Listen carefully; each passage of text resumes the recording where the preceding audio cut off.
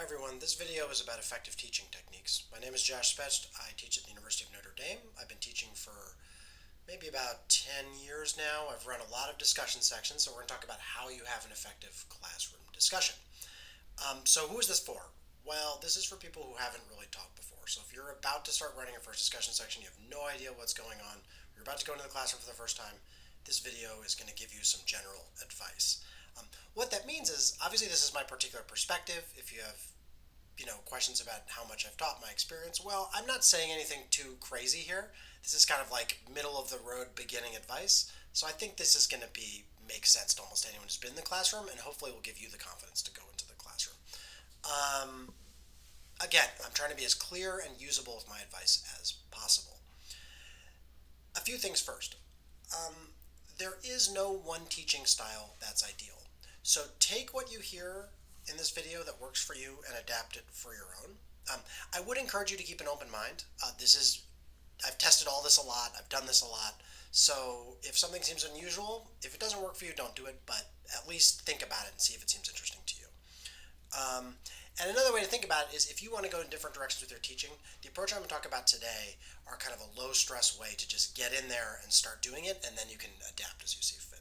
All right. So what I'm going to do in the rest of this video, excuse me, is I'm first going to talk about a general teaching philosophy, how to think about running a discussion or a discussion section.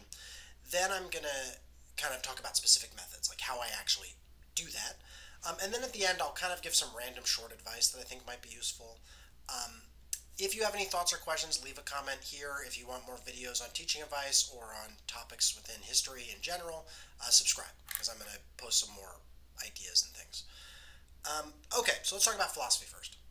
So we're going to keep it simple here.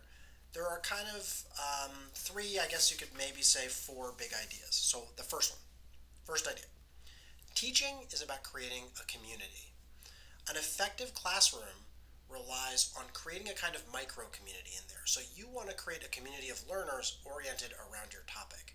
That means helping make the students excited about the material, but also make them comfortable with with themselves, with each other, and with you. Now, one observation about that is that this is why often the first few classes can feel very difficult. It's also why it's difficult to be a substitute teacher. Because until you've created that community, things can't really cohere in terms of a discussion where everyone feels comfortable. So the goal in your first few classes is actually to create that kind of community. So even before you go into the classroom, or maybe after as you think about it, right, think about how you foster the kind of community that works for your students or you. That might be very different depending on the kind of class. That's different within history or economics or a science lab. But think about how you create that kind of community. It also means you need to understand your students. This is sort of like the teaching version of the writing advice of understand your audience. Know where your students are coming from, what works for them. When I've taught older students, that's been very different from teaching kind of typical age college undergrads. When I've taught students at a kind of U.S.-based private school like Notre Dame, it's different than teaching at it can be a little bit different from teaching at a large public school like where I taught previously. So just know your audience. So first, talking about teaching is about creating a community. Second piece of advice, sort of philosophy. Everyone has their own teaching identity or persona. So you need to both understand or cultivate what you want to be. Think about the kind of person you are or want to be in the classroom, how you come across, how you present yourself, how you engage with students. You can't really invent one, like you kind of got to be true to yourself, but you can kind of massage it within the limits of who you are as a person to what works in the classroom. Once you have a sense of that persona, what you want to be, do you want to be the very serious professor? Do you want to be the more laid-back professor? Do you want to be one who really thinks about the emotional well-being of your students? Do you want to be one who's just very passionate about the ideas? Then what you do is you think about the strengths and limits of those different kinds of approaches. For example, the kind of chill or fun professor or teacher can get students very engaged, but sometimes that can run at cross purposes with academic rigor. So you've got to ask yourself, are we keeping students focused in the material, or are they having too much fun?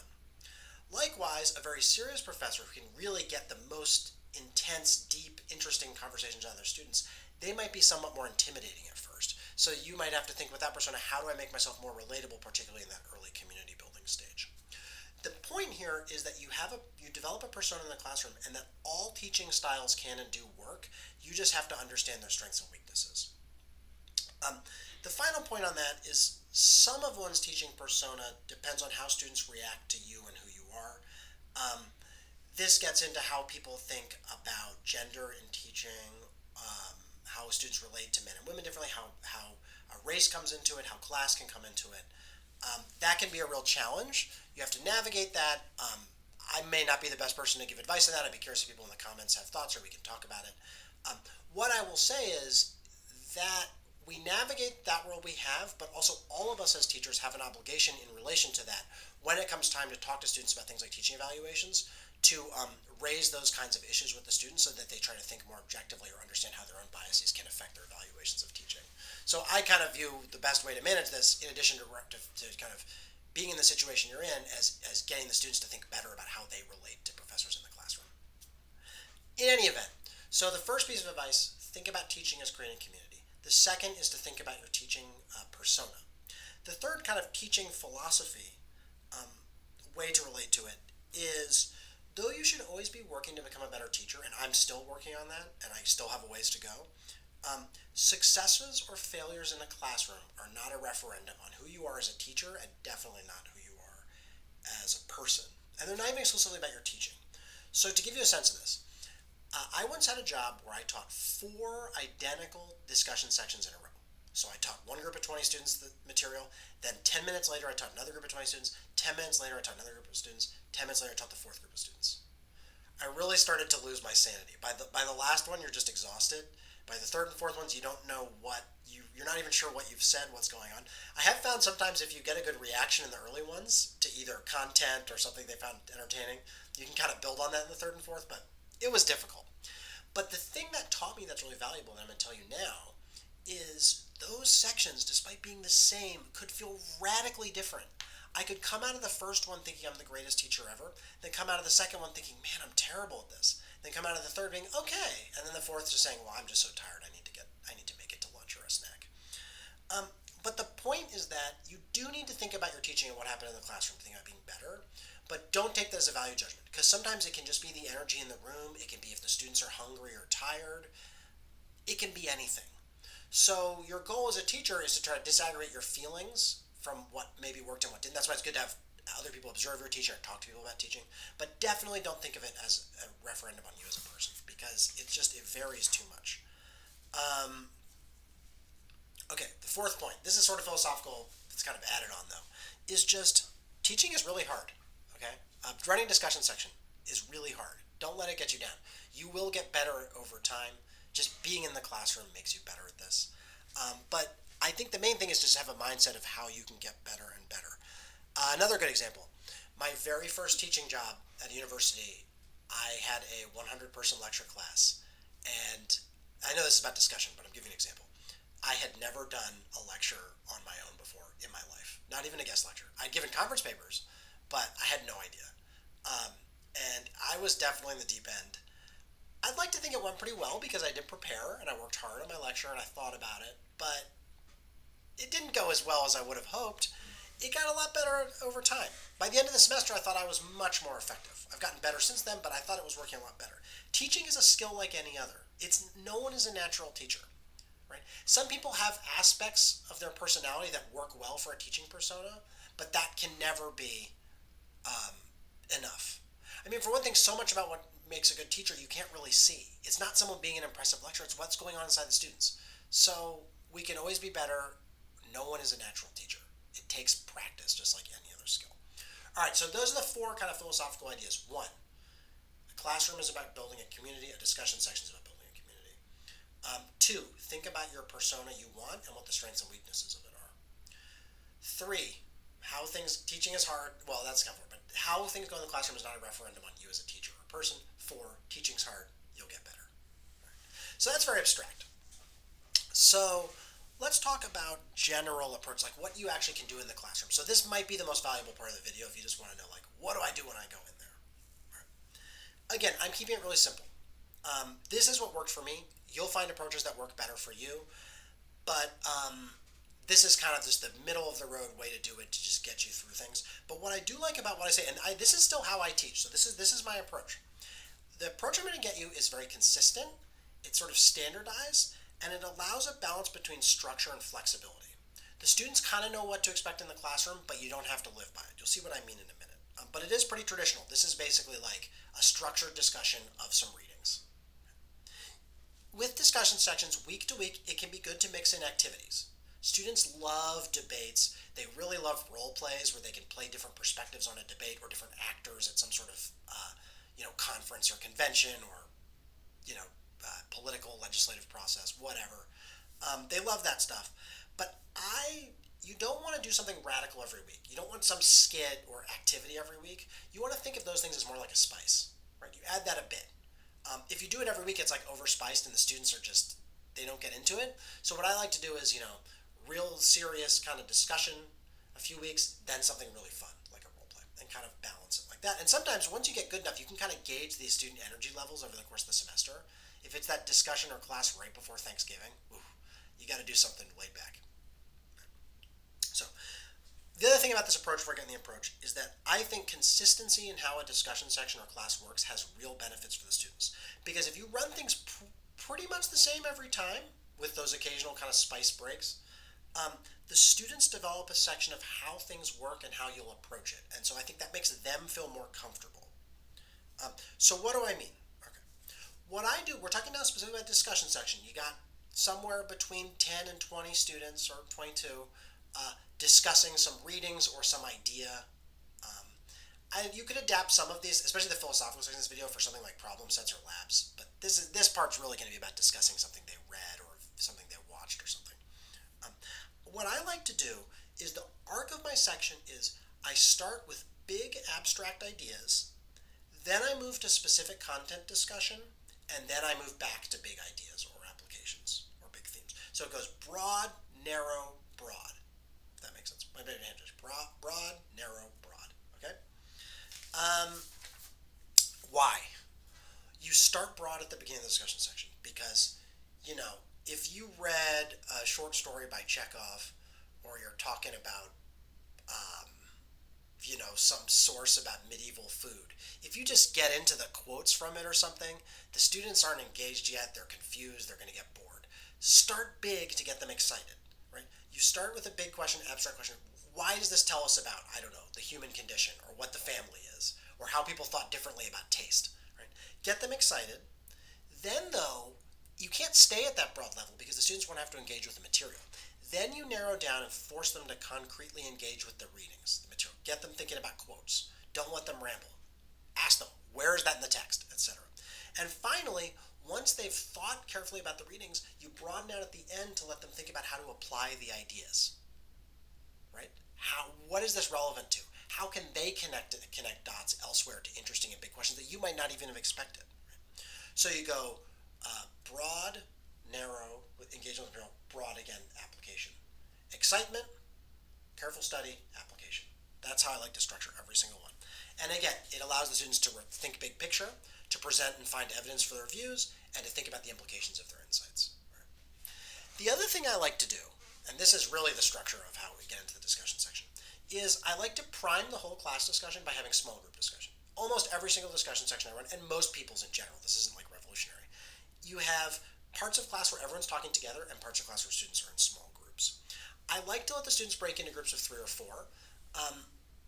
Some faculty, some teachers like to randomize it every week. I find that too much of a production, and I actually find that if you can keep the students on track, they like talking with their friends. So I let them just do whoever they're sitting with, which usually is their friends. Occasionally I randomize. Again, think of that as a spice, probably 2 or 3 times over 16 weeks. But I tell them to break into groups, almost from the beginning of class, like after that kind of introductory big picture thing. And I always give them 3 tasks. You got to be specific about what they need to do when they're in groups. Otherwise, they'll just talk about what they did on the weekend. So first, a specific thing to. So this is an example. This is just a structure for you. You could do it a few ways, but 1, a specific thing to find or discuss in the text. Then an abstract idea from the text to discuss, perhaps with finding their evidence. And then something, if they get through those 2, something to kind of fill the time a bit if other groups aren't done yet, which is 3rd, some sort of exercise where they brainstorm a bunch of different themes from text. They kind of try to compile some list of things. Basically, I do that. I let them talk about those 3 things. I often write them on the board or on, the computer so they can see it. They can refer to it while they're talking. I give them about 7 to 10 minutes. A crucial bit of this is while they're talking in those groups, you need to circulate. Um, that ensures they stay on task. It also kind of makes it enjoyable or more interesting that you can push them on what they're talking about. Otherwise, they might be like, oh, I don't understand the question, or this isn't that interesting. You can push them. The thing is, if you haven't taught before, this process where you like circulate and dip into their conversations is going to feel pretty awkward. You have to push through that. You will get now. Like I see this especially when I work with like teaching assistants. Like they feel very uncomfortable. They're nervous. Sometimes they get pulled into one group for way too long. I'm just like floating around, going all over the place. You get better. You have to force yourself to do it. So while they're in the small groups, you circulate always. Once you're done after that 7 to 10 minutes, then the pump is kind of primed. You bring them all back together, and now they're ready to talk about the material. You talk about those topics. You can even cold call on students who gave good answers to the questions. You can say, oh, like Steve or Alice, like you were saying in group, you were saying this. What do you think? Can you tell everyone? Um, it's really effective. And then if you get through the three things and they're all still together, then you can actually add in new questions that they haven't heard before, kind of building off that discussion. The way I like to structure it is this small to big approach. I actually do that kind of 2 cycles per class often. Sometimes just one if the big discussion is really going well. But often what I do is like they do their groups, a big discussion of like one of the texts or ideas, then they go back into groups on a different piece of the text or a different text, and then discussion of big ideas. So it goes like small, big, small, big. So if we think about that whole structure of the class, you start broad, get them excited. Now you do the narrow bit. And then within that bit where they specifically engage with the text, you go small, big. And then at the end, and you might have primed them with some questions when they just like that implications, that's big again. All of them together. Talk about the implications. You could have primed that with some questions when they're in their groups. So that's kind of how I concretely run a section. One, I like to be consistent. They have a structure they know most of the time. Every 3 or 4 weeks they might have a role play, debate, some other activity, but they know they go in there, this is how it works, right? Consistent. Broad, narrow, broad, and then that small group, big group discussion alternation to get them warmed up. That's it. You can easily start. If you're going into class in 10 minutes, when you're done with this video, you can just write up a plan that does this, come up with some questions about the text or whatever the themes are. Boom, you're ready to go. All right. Why don't we close with a bit of short advice? This is just kind of scattershot, so I didn't have a good way to structure this, but some of this stuff is useful. One, how to be a better teacher?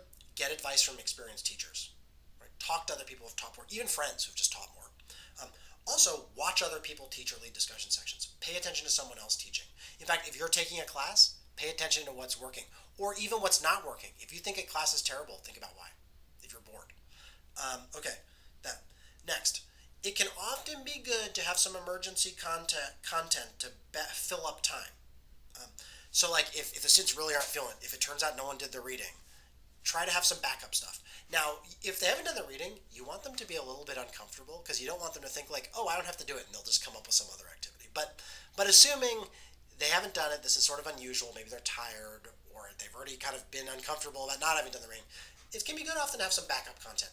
Things that work really well. Images. Even if students don't know anything, images always get students engaged. So I always like to have an image in my back pocket. Also, I often like to mix in images as part of both lectures and discussions just because they like them, but like that's often a good emergency topic, an image. Second, or another piece of short advice, use the students' names. It can be awkward at first. You may get a name wrong, but first of all, that's one of the best ways to create that community I was talking about, and you actually get good at it pretty quick. By forcing yourself to use the name, that's how you learn names. But it will help the students feel more comfortable with you and with each other. Maybe that's obvious. Right. Like I said, circulate when the students are in groups, another piece of small advice. Always have a plan. So I know I gave you a plan just now, but you should write it down. You should always go into class with, even if it's very broad, an outline. Just do it. It will get your brain thinking about how to do it. I guess if you're a real pro, you need it, but I still, right? I've been doing this now for a really long time. Taught a lot of discussions. I still always have a plan when I go in there written down. Use the board. Students love when you write on the board. It tells them kind of that they should be thinking and paying attention. A piece of advice though. I love to do the thing where you get student ideas or feedback. You ask them to brainstorm and you write things on the board. The key though is what the best professors, they write what the student ideas on, like brainstorm, like what are some factors that affected the coming of the American Civil War? Right? So they're saying different factors, technological, legislative, military developments, expansion, all sorts of things. Um, you're writing on the board what they're saying as they brainstorm, but you're also engaged in a little bit of a process of translation. So the best teachers, they're able to write on the board what the student said, but also kind of translate in a way that works even better. So you're not like changing what they say, but you're kind of putting it in terms that are more effective for brainstorming themes, especially if the student's a little bit off the wall. Because if you're writing things on the board, the student's saying, I want you to write something on board for every single thing a student says. Because otherwise, the student who's, if you write down just what half the students say, the student who said something and you didn't write it down, they might start to think that you don't care about what they have to say or they don't have anything valuable. So if you're going to solicit student, you can use the board for other things, but if you're soliciting student feedback, you always write on the board when they say something. And so if they say something kind of off the wall, you just translate it a bit or massage it into something meaningful. Say like, kind of, did you mean this? And I found that even when the students are like, oh, that's not quite what I meant, they're still happier if you do that than if you just like are like, okay, well that's wrong, and then you just don't put anything on the board. Next, guide the students but don't talk too much. At the end of section or discussion or class, always do a gut check, or every few classes. Did I talk too much? Should I tone it down for the next one? I tend to talk too much. This is a problem I have. I know that, so I'm always sensitive to this.